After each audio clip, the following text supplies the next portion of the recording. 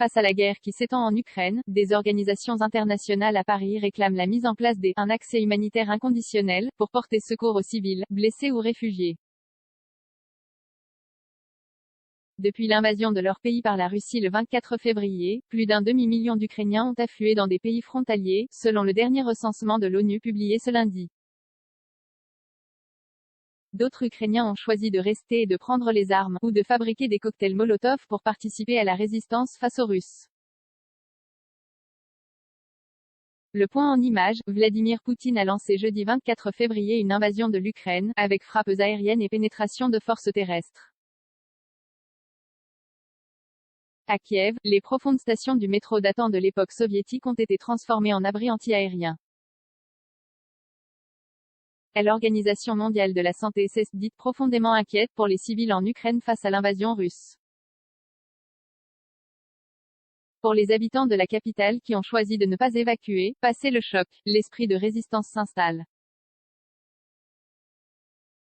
Pour limiter la progression, les forces russes dans la capitale, dont certaines agiraient selon Kiev sous couvert, habillées en civil, en ambulance ou même en uniforme de soldats ukrainiens, des consignes ont été données aux habitants. La mairie de Kiev a annoncé samedi un couvre-feu strict jusqu'à lundi 8 h. Plus aucun magasin n'était ouvert. Sortir de chez soi était en théorie interdit, le bilan du conflit jusqu'ici reste incertain.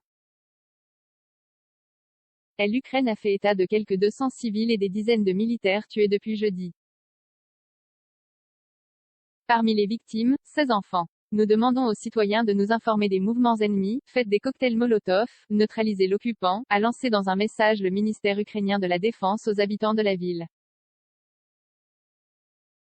Un tiers de gazole, 2 tiers d'essence, une mèche en chiffon, et boum, explique un volontaire dédié à la préparation des cocktails Molotov.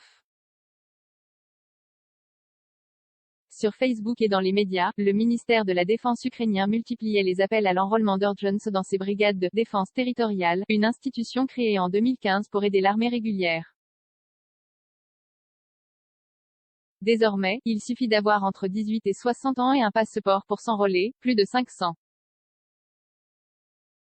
000 personnes ont quitté l'Ukraine pour se réfugier dans plusieurs pays limitrophes depuis le déclenchement de l'offensive russe.